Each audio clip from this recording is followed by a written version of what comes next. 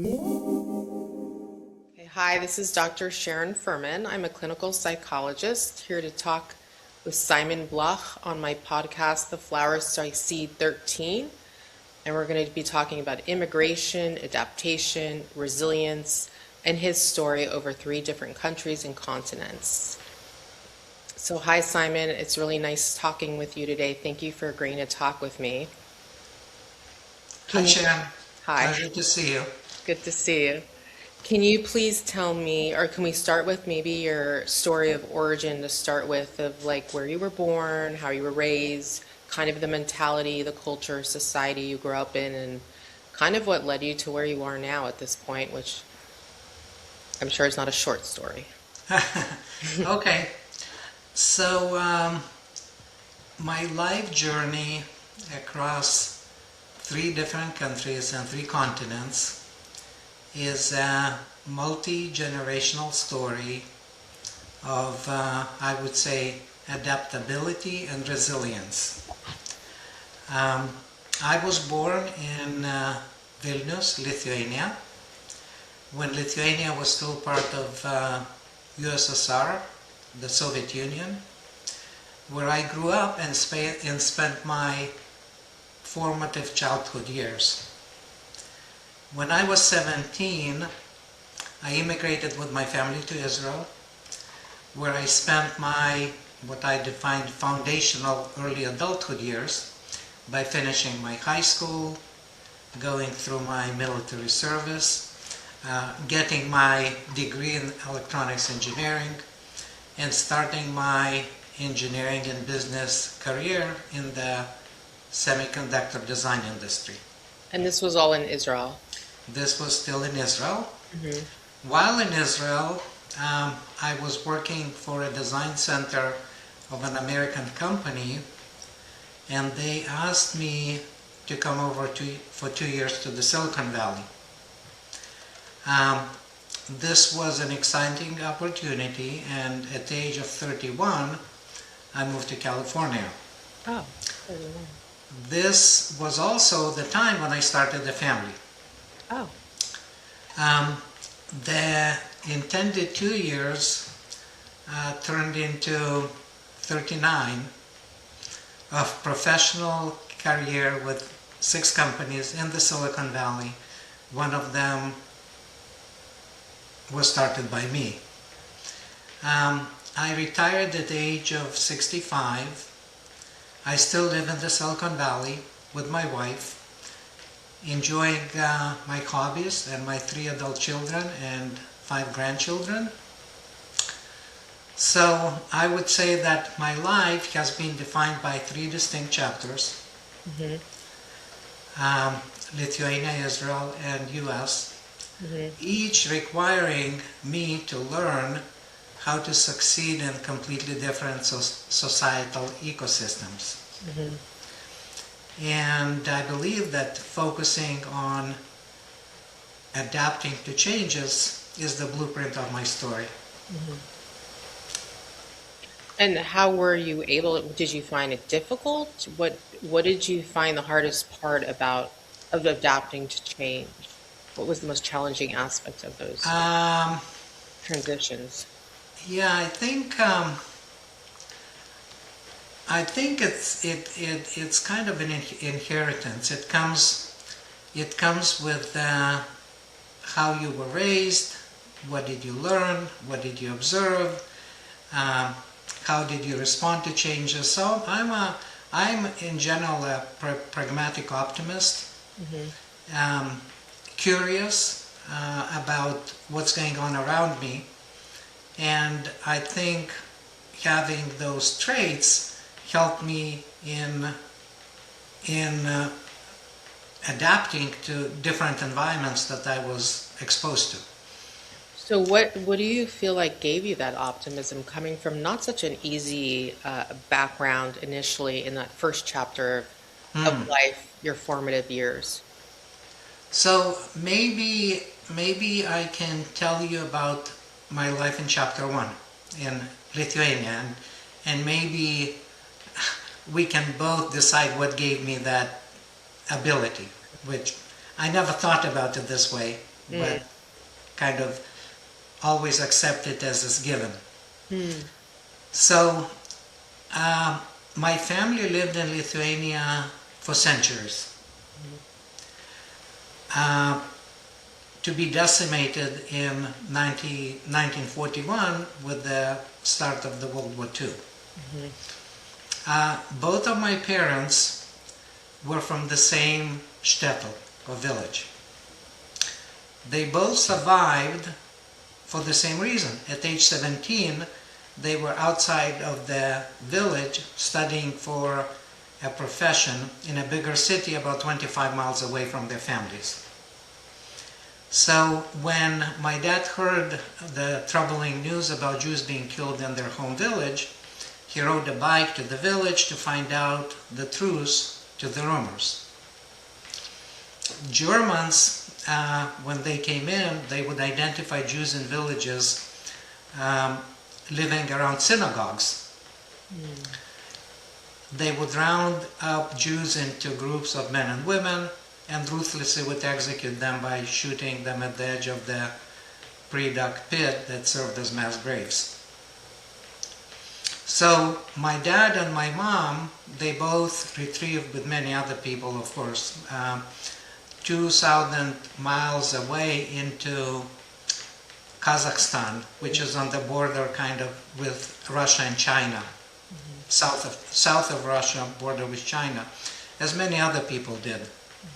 And in 1941, same year as the war started, Russians formed a Lithuanian rifle division in Kazakhstan that for the next 4 years would engage in combats and participate in the liberation of Lithuania from Nazi occupation.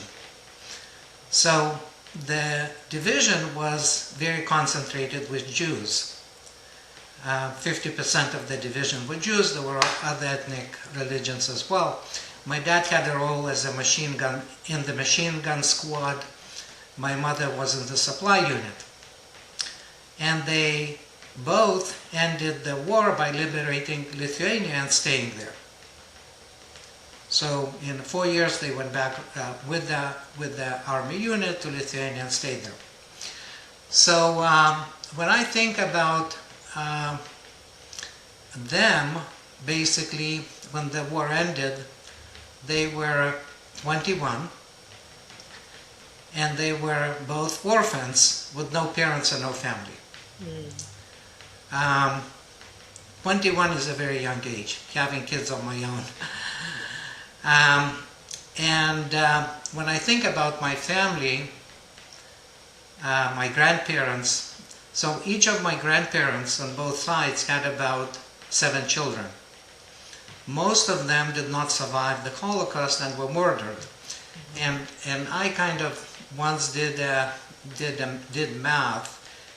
If they stayed alive, the grandparents and the successive generations, we would be a family of 200 people. Wow. 200 people, which is 5 times larger than my immediate family today. Wow. So this is like mind-boggling. So I grew up in the 60s in Lithuania, and when Lithuania was still part of the Soviet Union. I consider my childhood was pretty awesome. You know, I excelled in school, I excelled in sports, I had a lot of friends. My extracurricular activities included a variety of different things: music, art, chemistry, math. My parents had great jobs, but to maintain them they had to be in the Communist Party. So I think they felt the communism, what it means. I didn't. I was still enjoying, I was a child. In the 70s, the Soviet regime started selectively allowing Jews to leave the country for Israel under the premise of family unification. And my brother, who was 24 at that time and was living in the capital city of Vilnius, was influenced by his Jewish friends and declared that he wants to apply for immigration to Israel. My dad immediately supported him and declared that he would join because for decades he was dreaming to go to the Jewish country of his own. He was very influenced throughout all the years, especially the latest decade of his life, that he basically was an orphan and didn't have a family. My mom was panicking. I was a senior in high school, and she was concerned that if we do not get the exit visa, if we are not permitted to leave, I would be drafted to the army, and then as a holder of state secrets, I would never be able to leave or get a job, would be tagged as a traitor. So when my family was torn, and I decided to cast my vote with my dad and brother, and my mom had no choice but to go along. The exit visa application from Russia, from Soviet Union, was very stressful. My parents had to resign from the Communist Party. They have been viewed as traitors and were at risk of retaliation. But fortunately, we were granted that exit visa, and in January of 1974, we were on the way to Israel. That's the year I was born in Israel. Oh, really? Yeah, that's funny. So, yeah, so I was 17 at that time. Huh. So that was kind of a summary, I would say, of my chapter one, my formative years. So it wasn't a bad experience No, I was. in Vilnius. Yeah. So the interesting thing I could add is when we were in Israel, I did not have any connection with Lithuania and any of the friends that I had, because there was no, the Russian wall was too high for them to communicate. But in 1991, when Lithuania gained independence, the communications channel opened up, and we reconnected, and I'm connected to my classmates till this day. And as a matter of fact, in August we are having a class reunion in Lithuania, which I'm going to go and enjoy, and we are going to celebrate the good childhood years that we all had, very memorable. So When is this? August 1st we have a class reunion in Lithuania. Yeah. I read that Lithuania is one of the happiest places to live. Oh, is it? Yeah, I read that somewhere. Maybe there was some survey done, but Right. yeah. So to answer your question, absolutely, I had a pretty good childhood in from variety of different aspects. And what was it like immigrating to Israel and assimilating into that culture? So by the way, just let me just say a few words about adaptability in Lithuania, Russia. My family adapted pretty well because, how would I say, my dad was working in commerce. My mother was working in accounting. Being in commerce, it was a very profitable job being in Russia, Lithuania those days, because very few products would get to the shelves of stores. Most of it was sold actually before they got to stores, and my dad was part of that supply chain. My parents were pretty wealthy in Lithuania, but you couldn't show that you're wealthy. And that was the adaptability of you couldn't show that you are having any special food, because questions would come up like, where is it coming from? Where is the money coming from? You couldn't show that you have nice clothes. So my parents actually lived very modest life. And even though they had money, I had very modest life. I had to work for my pocket money, and that's kind of part adapting to the society that was present and ruling back then in Lithuania. And you couldn't practice your religion either, right? Oh no, no.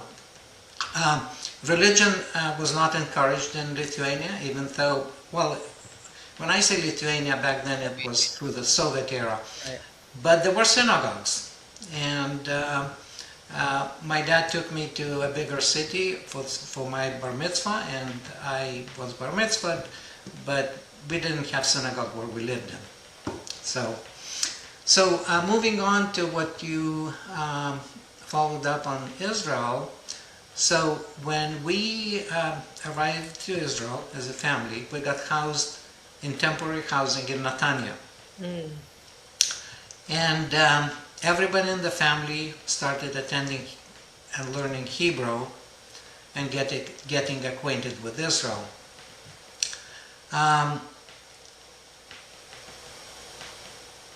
Israel was very depressing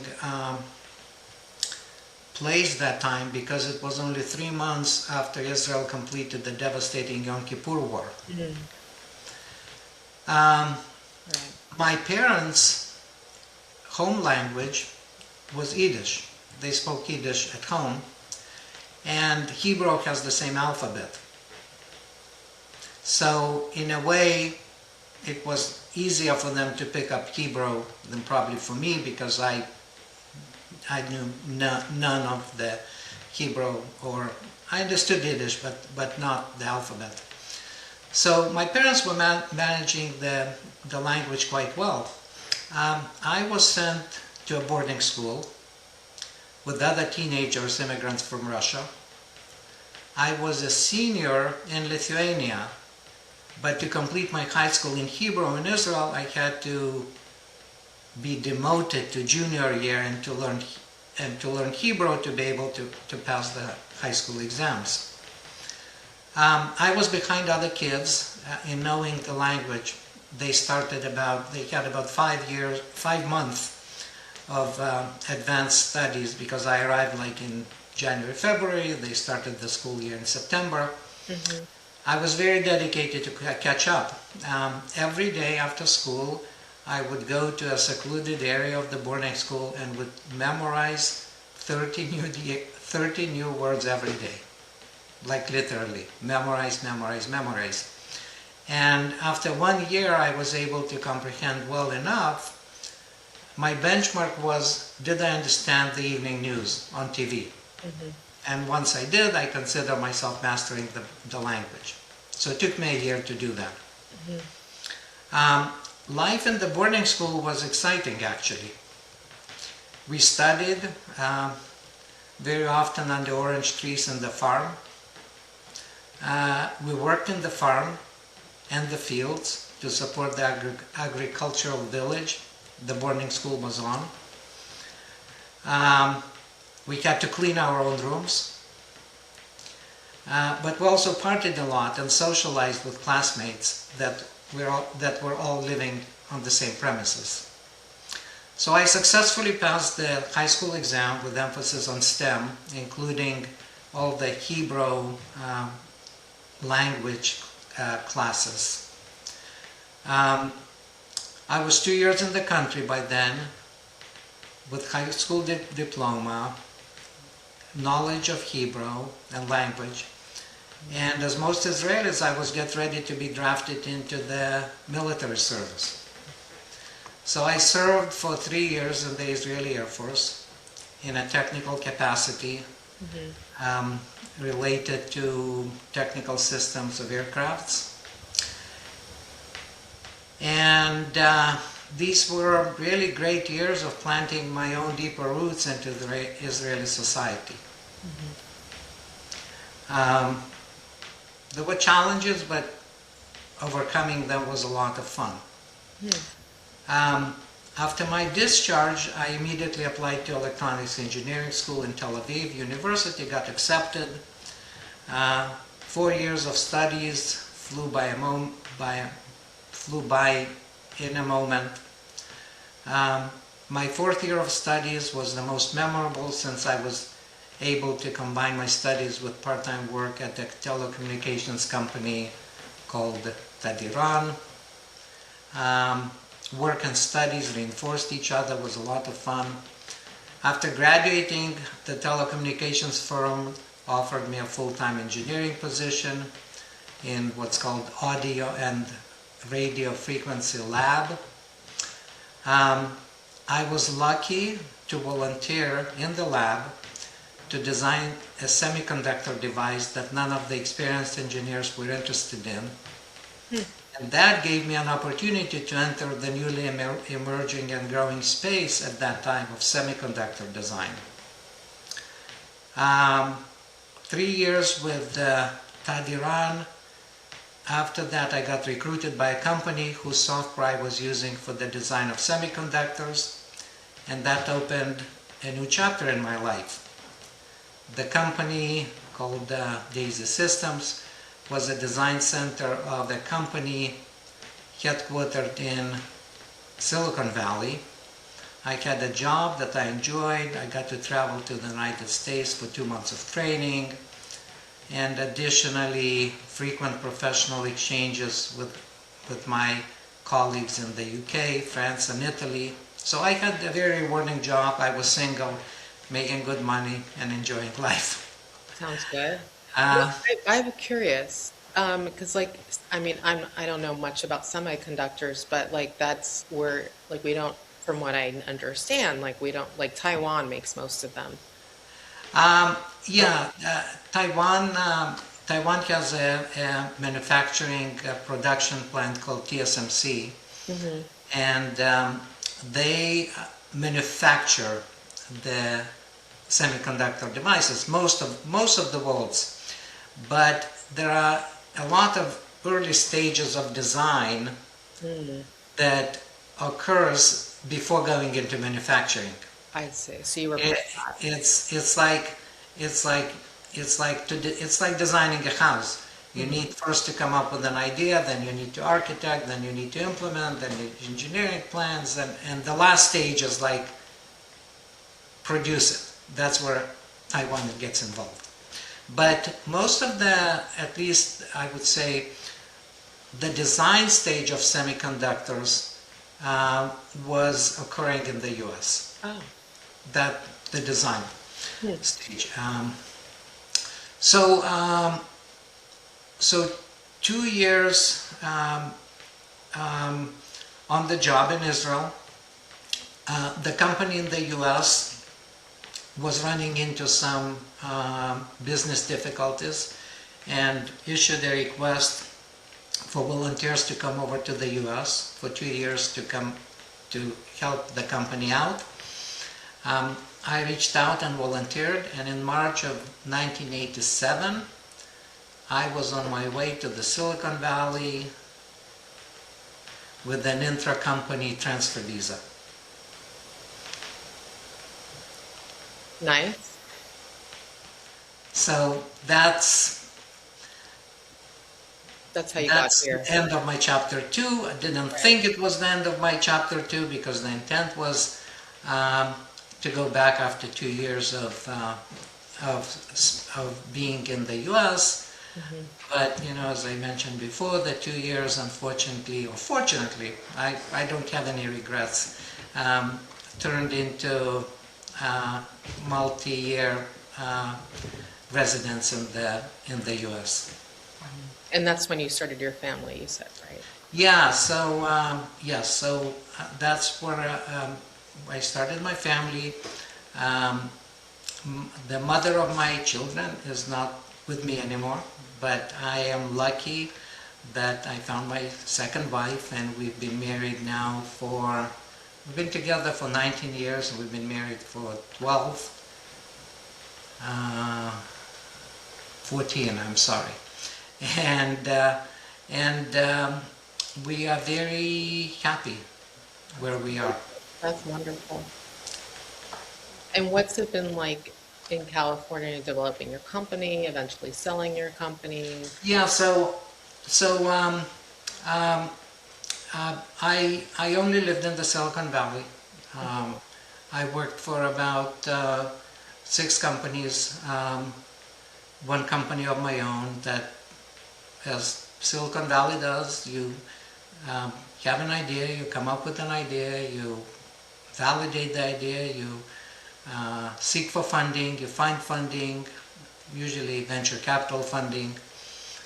You build a company, and it's either you fail or you get acquired or you go IPO. Hmm. So my company was acquired, and as a result I joined a bigger company, and I spent um, 10 years in that company running a significant portion of their business um, before moving on. So I worked for 6 companies, all in Silicon Valley. My customers were all over the world.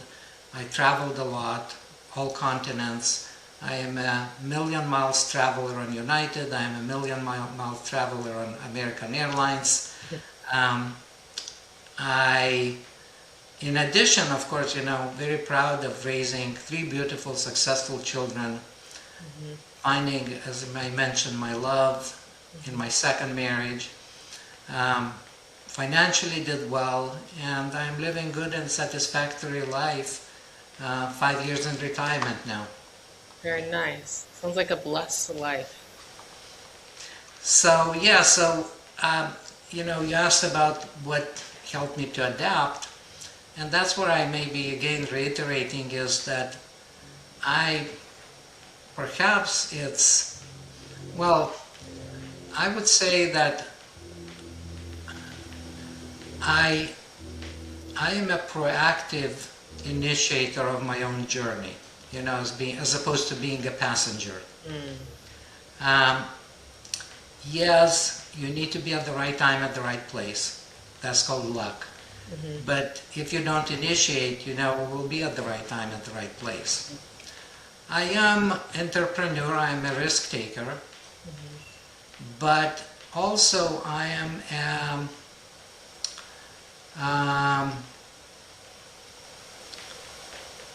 But you sound like a calculating risk taker. yeah, I am yeah, I have self-discipline, I have agency, Hmm. but I am a, a, a practical optimist. In general, when I take risks, I'm an optimist. Hmm. Well, it sounds like you would have to be. Otherwise, why take them? Yes, but I think that helped me to overcome Hmm. obstacles and adapt. Hmm. Um, that's how I think about it. Right. It sounds like you're someone who has a lot of confidence in your ability. Um, that's my wife. When we met on the first date, that's what she said she loved about me. It sounds true. I didn't think about it much, but that's what she said. Hmm. Do you do you have any regrets? Are you happy with the decisions you've made? um, Way given you've landed yeah, I think so big. in life you never know. Life consists of thousands of small, medium-sized, and large decisions, and Mm. you never know which decision leads to where does it lead to you. Hmm. It's a labyrinth of decisions that so no, I don't have any regrets. If my life could have been completely different if one of the decisions that I made or did not make, Hmm. I would have made a different one. But that's true for everybody. True. So no, I don't regret, because again I'm a positive thinker. Hmm. I'm happy where I am. I enjoy my life, and you know um, trying to get the best out of it. When I retired, I felt I struggled for about a couple of years with the lack of purpose or finding my purpose in life. Because when you are busy, whether with family or your professional life, it's kind of your purpose. When you retire, what is your purpose? So I came up with the purpose that that I defined as that longevity. I want to live a healthy, long life to be available to my children, grandchildren, and hopefully great-grandchildren. And to be available to them, I need to stay healthy. So today, a lot of things that I do, it's related to longevity. I am engaged in a lot of physical activity. I try to eat healthy, I like to sleep well, and I socialize. Sounds like important ingredients. And I hope that's going to keep me going for a while. And sounds like you probably have some good genetics in there. That helps. That helps. Right. That helps. So do you. Hopefully. Yes. Yes. But what you said about it's luck, like being there. I mean, it sounds like it's luck and it's not luck. Like being there at the right place at the right time and seeing your opportunity and also being intentional about Exactly. what you want and having agency. Where I feel like this is such an important thing to talk about because I feel like especially now, and maybe it's been true for a long time and things go like this through life. Sure. But like people feeling a lack of agency, especially in this country right now, or many, many, many places in the world probably, where people don't feel like they have agency or can make choice. Where you've managed to do that, which is incredible, through education, adaptability, as you said, practical optimism. Yeah. So And your children too. my children too. I always say I am lucky. There are three things I always wish to my children. One is being healthy. Second is being happy. And third, being self-supportive. And so far they fit the framework. And what do you think are the ingredients for happiness? What's the ingredients for them being successful in it? Or feeling happy? Oh, being happy. Yeah. Wow, that's a separate topic. My younger daughter, who is 27, she is in that business of addressing loneliness, and she has a lot of Twitter followers, Instagram followers. She kind of, and she's not a therapist. She's not a what? She's not a therapist. A therapist. I thought you said something else. No, she's not a therapist, Okay. but she is much committed to helping people in addressing the loneliness issue, which the opposite of it, feeling, being happy and feeling enabled to achieve, to do the agency.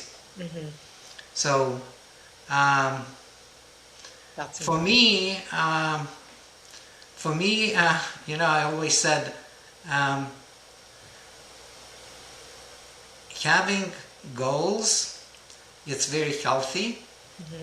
Achieving your goals makes you happy.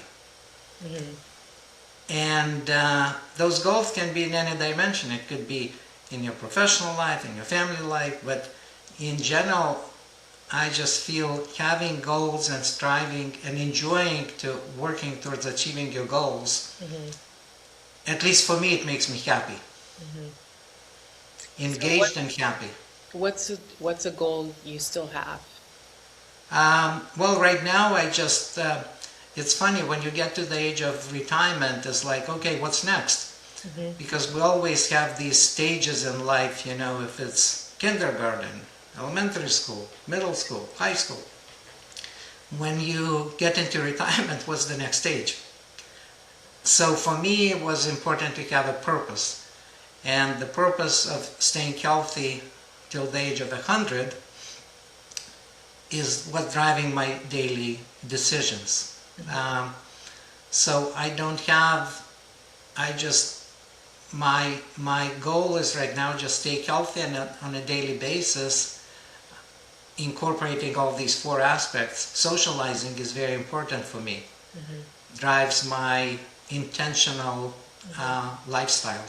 Yeah, that is a very important aspect to longevity and happiness Yes, and yes, all of that. yes. True. Well, thank you for sharing all of that. Is there anything that you think is important to add that I have not asked that you think our viewers should know Hmm. to give them some kind of optimism or? Yeah, I think optimism is key. Um, it's hard for me to relate to pessimism because I'm not a pessimist, so that's why I'm an optimist. Mhm. Uh, Is that a and but gene? Is if that, that's no, I'm partially joking with you, but I'm like, is that a gene? Or is oh, that if that's a gene, um, sick people and maybe, maybe maybe, hmm, hmm, maybe. Um, Yeah, because there is this story about the two twins, one in a room with a lot of toys and another one with a room a lot of poo. And the one in the room of toys, cries all the time because he says, with all these toys, I can't decide which one to play with. mm. And the one with the poo says, oh, with all this poo around, maybe I'll find a toy. Ah, I see what you're saying. So it's a gene probably. Hmm. That's an interesting way to look at it. I mean, it's kind of like what's happening with social media and or like dating apps or all these things when there's so many. It's like Yeah, it loses its value. yeah. And when there's little, it's like everything becomes more valuable. I think it's probably a gene because my dad was like internal optimist, Hmm.